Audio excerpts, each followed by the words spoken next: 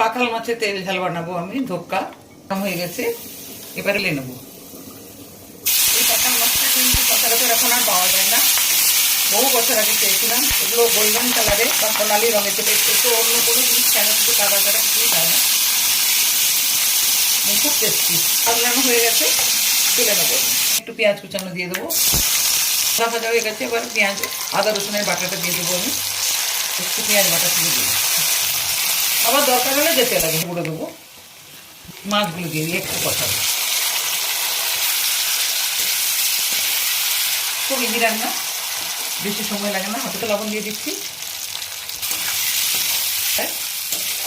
এরপরে আমি একটু সর্ষে বাটা রেখেছিলাম, প্লেটটা ধুয়ে লবণটা দিয়ে দিচ্ছি।